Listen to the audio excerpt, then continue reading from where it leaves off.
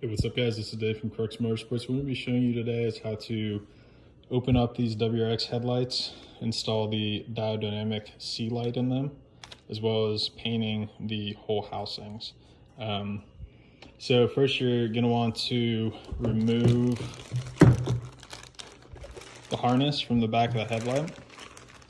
You're going to have a screw that holds the harness on here, then you could sort of worm it out all the way down, remove all the bulbs, and then you're also going to remove the screws in and around the outside edge of the headlamp.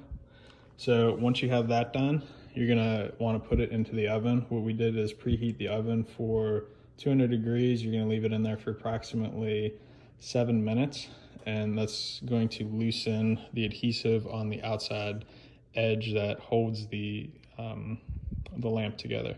So I'm going to go ahead and pop that in 200 degrees, probably 7 minutes, and once that's done, I'll show you how to start to open them up.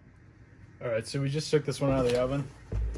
I have this masking tape that I put on the front of it. If you don't have something like this, you can put a towel down, because you are going to have the lens face down, so you want to make sure you're not going to scratch it. The tools that we're going to be using today are just a standard flathead screwdriver, and then we have these, which are, I guess, reverse pliers. We do have these available on our website. This helps you to get in between and sort of pry the headlamp apart. So first, you're going to want to pull up these tabs. That basically locks the headlamp to the black housing, the lens, I should say.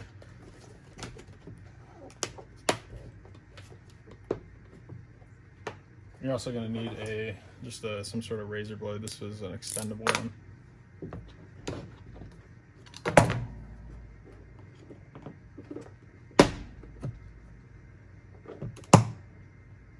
We're just going to get in there a little bit and pry it open. Then use these separators.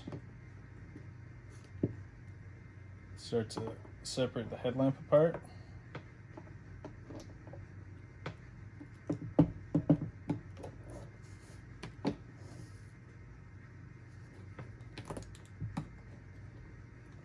So now I'm able to get behind this lens. This lens actually stops right here, which is seated into this U channel. And then give a better pry here. Then when we use a knife for is just to trim this adhesive.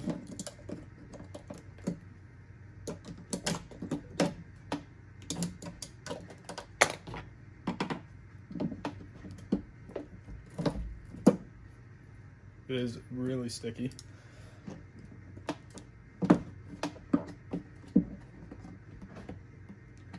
I'm just working my way down a little bit.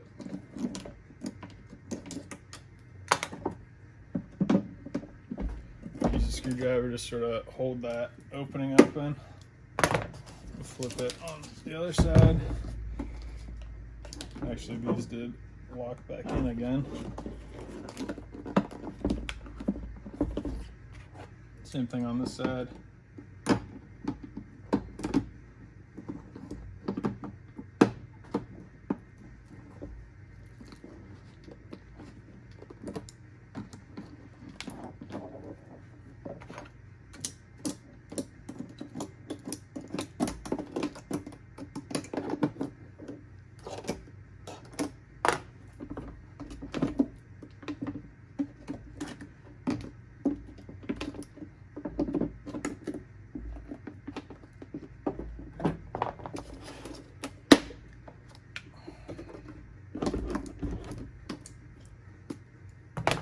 So now you're to the point where you can start to pull the light apart, maybe.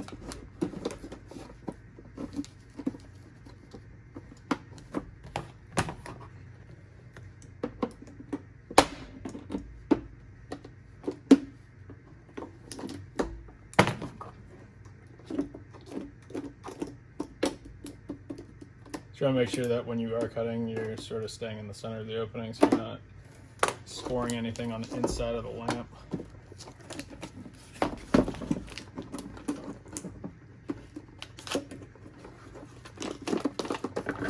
You sort of want to pull this lens this way and pull the housing towards you.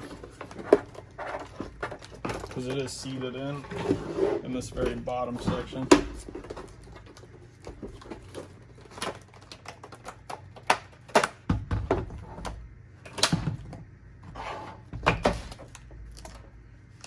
So that's going to be the two halves of the headlamp. And what I'm going to do now is just go around and remove all this material. So I'm going to do that and then show you the next step.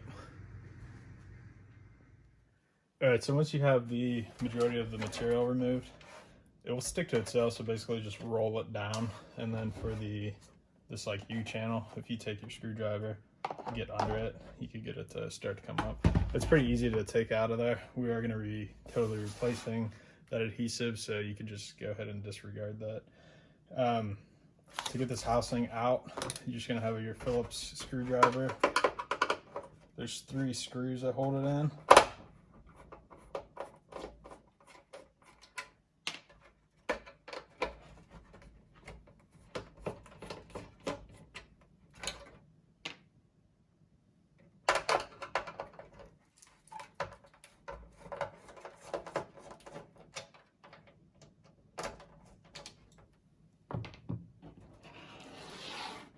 Once you have those screws out, there's a little tab here.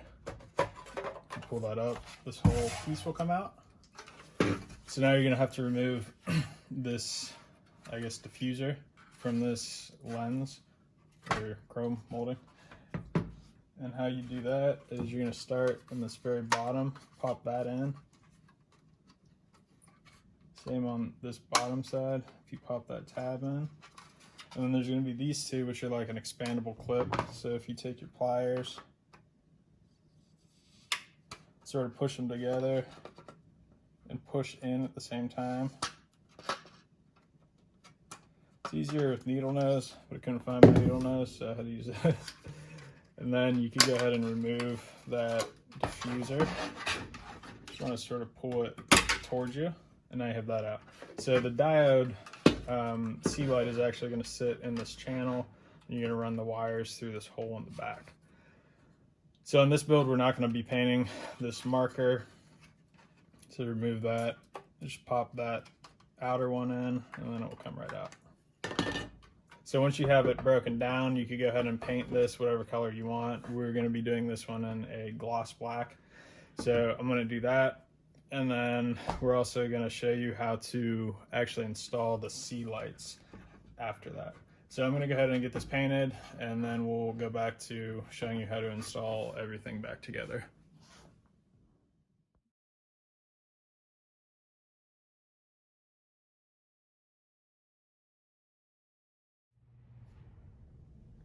All right, so the next step in this process is going to be actually mounting the diode light, LED lights into the existing channel.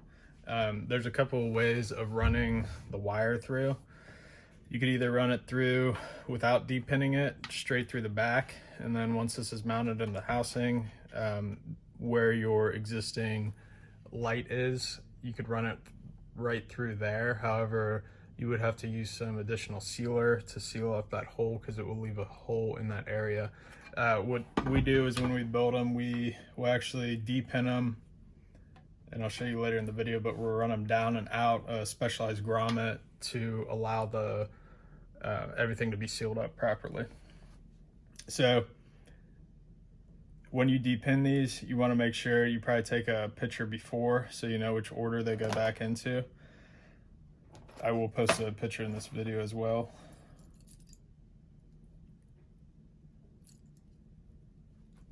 But you're going to have this tab on the upper part, and you're going to slide your depinning tool above it, above the pin, I should say. So I got the tool above the pin is actually below it. Just sort of push towards the back, and then I depinned the other ones already, so they're going to pop right out. So I'm going to run this through here, and then I'll show you what to do in the next step. All right, so we removed the shrink wrap as well as the wire loom from this and fed the wires through the hole that's in the housing here. Now you're just going to want to slide your diffuser on, sort of align it here at the bottom.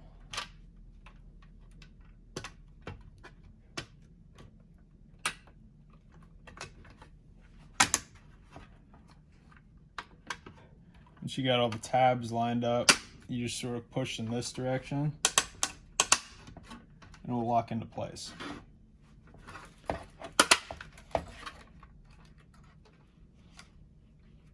So now that's fully locked in there, I'm going to show you what to do in the main portion of the housing and where we're going to run these wires at.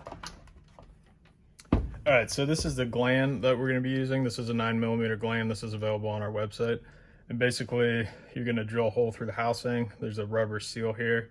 And then as you tighten this down, it creates a seal and allows the wires to pass through. So this is going to be fixed to the housing right here. And then once the wires are run through, there's another rubber seal in here. And as you tighten this down, it decreases that diameter and just makes a nice seal around the wires. So you're gonna need a 5/8 inch drill bit. And this is the bottom of the housing, basically directly under where the low beam would be put. We're gonna go right in that section.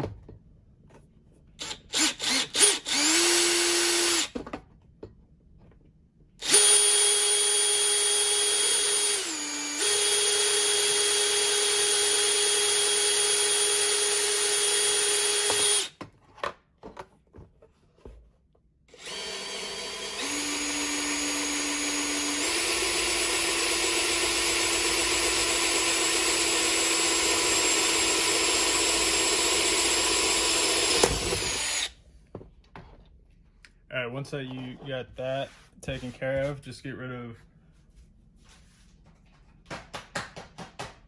any extra plastic burrs that might have slid down in there. Get rid of this stuff too. Then you're gonna unscrew this lower nut, feed that right through. We're just gonna pop this gasket out of here. So it'll make the next step a little bit easier. Flip around to the other side.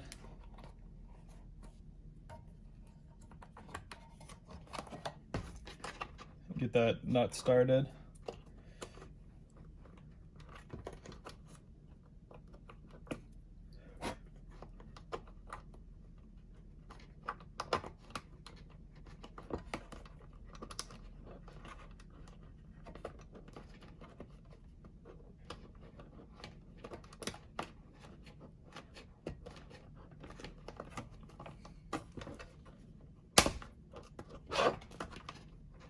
Get rid of that one because it was actually binding it, so I can't tighten it down.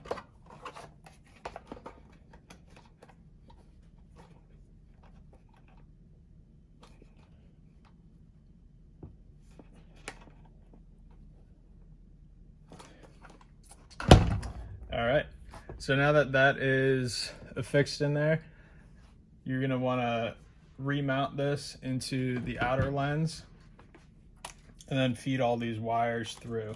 Just keep them to this side of the projector or even behind there. That'd be fine. Alternatively, if you don't want to do this method, you can run the wires through this hole and just leave the running light out, but you would have to seal this hole up with some sealer. So I'm gonna go ahead and get this remounted into the outer lens, and then we'll mount it on here and show you what it looks like. All right, so I wiped down the opposite side of this with just some quick wax to make sure all my fingerprints were off of it before I remounted it in it. It's also a good thing if you have this lens like we do exposed. I wiped down the inside with just Windex, or not Windex, just any sort of glass cleaner other than Windex, just to make sure there's no dust or anything left behind in there. I have a just a masking tape on the front of it, so that way when you're working with it this way you don't have any scratches on it. So that's mounted back in there, and now you're ready to feed your wires through the main body here. So you're just going to want to feed them right through that hole.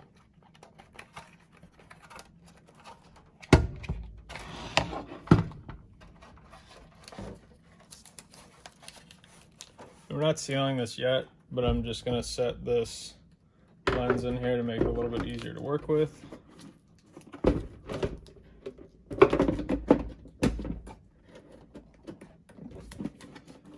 around. So now this was the piece of rubber grommet that we took out of here.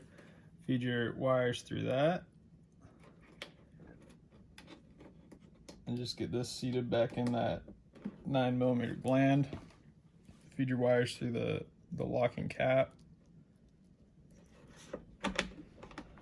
Then we can go ahead and tighten that down.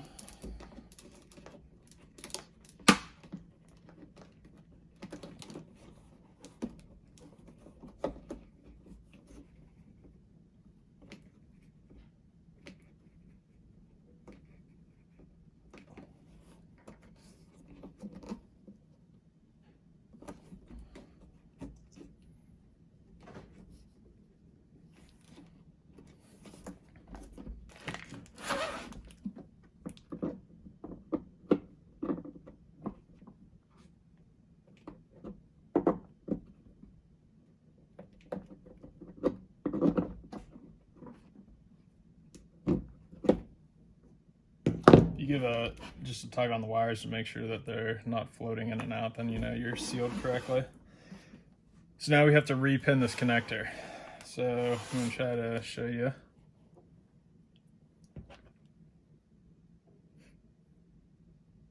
They're going to go back in from this direction.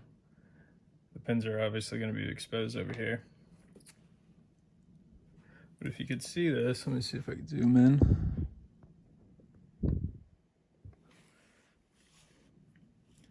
There's a wee little tab in here. There's a hole in the bottom. You stick one of your depinning tools through that hole.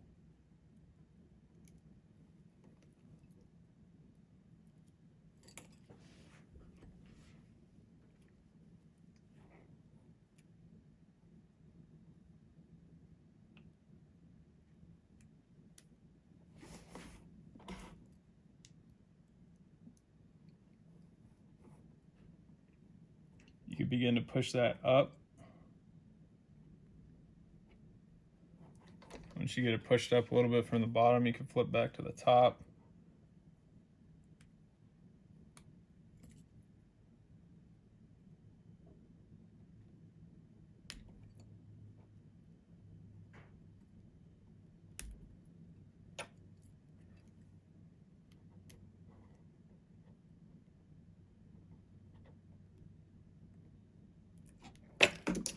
Pull that up a little bit more. So let me see if I could get this focused.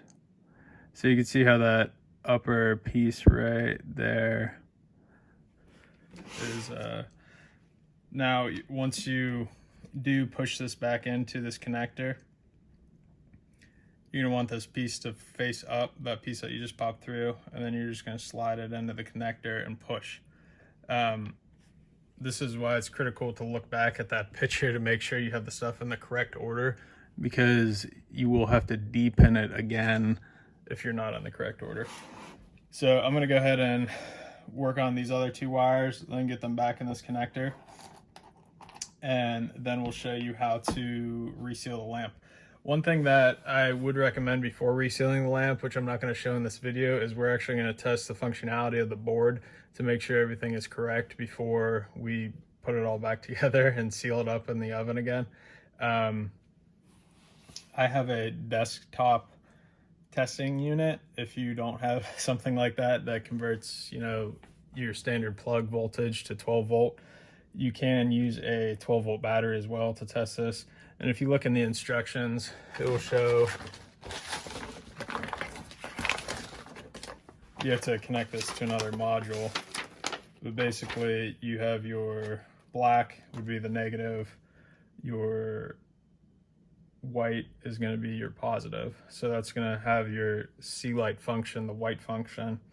And then if you wanted to test the functionality of the turn signal, you would still leave those two connected to the positive and negative and just tap the yellow wire, which is actually on this other module, not to be confused with this yellow wire, to your positive, and then it will switch the functionality over to the turn signals.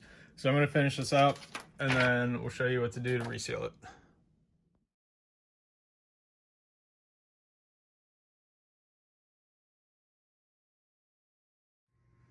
All right, so I did decide to show you guys what this actually looks like when it's fired on.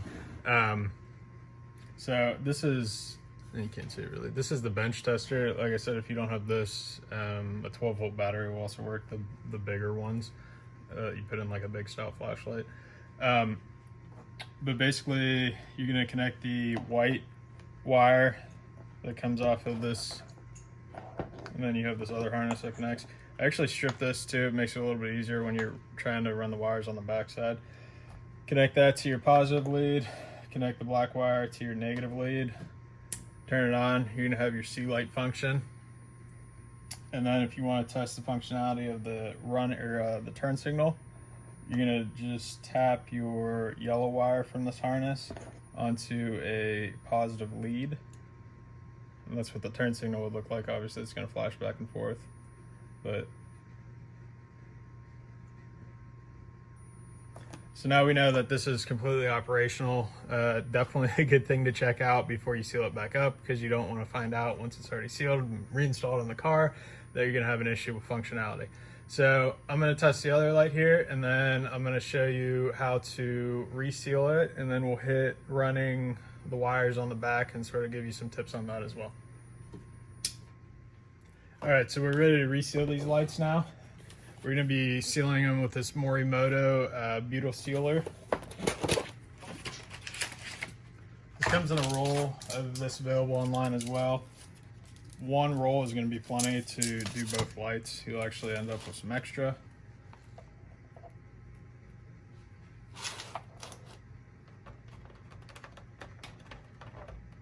So you're just basically feeding it down into the track, that little U channel. I do give it a little bit of a stretch just so it's not as bulky, but not too much stretch, just a very little tiny stretch.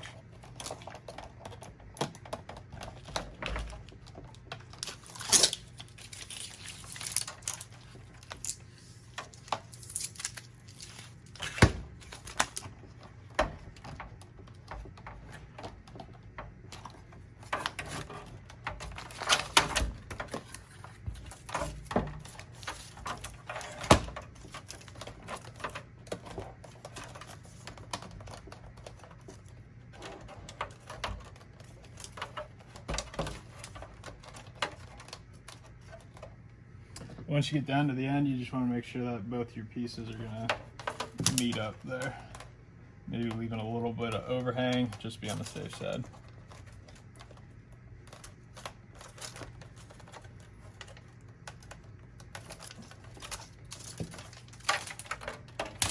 So once you get that accomplished, you're just going to want to flip your light lines back over, make sure those wires aren't going to get caught on anything. Remember, this end of the light is going to seat in first.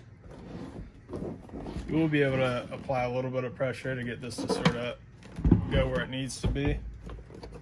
But we are going to pop this back into the oven for 200 degrees, 10 minutes, just to loosen that rubber up a little bit.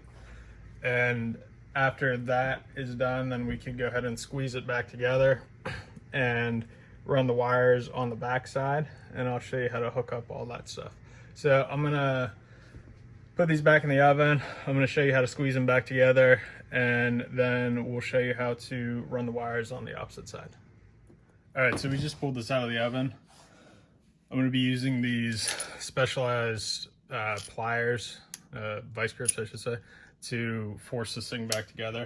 You can squeeze it back together with your hands, but the pliers make it a little bit easier. Just sort of getting this into position and lining up where these clips are gonna hit at.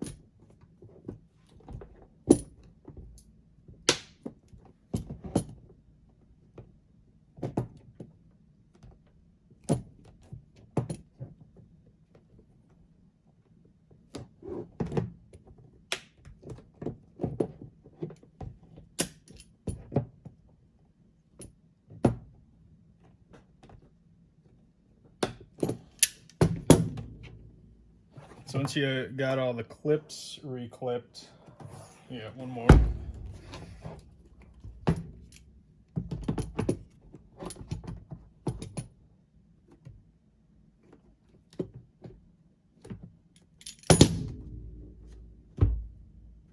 You're going to want to go ahead and reinstall your screws, and they'll actually help pull the two halves back together as well.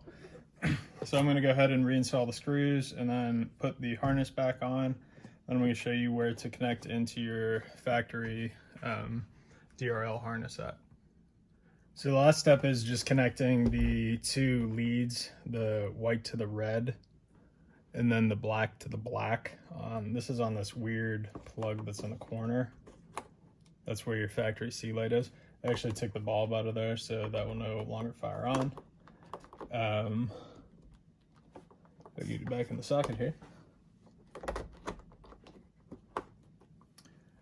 And then I do disconnect these from the looming, which I think you saw earlier in the video. Mount the driver here. Then I leave the red and yellow wire to hang. Yellow would be if you were hooking up to your turn signal input to convert this over to the turn signal. Then the red wire is if you have the Drl harness. So that's pretty much it.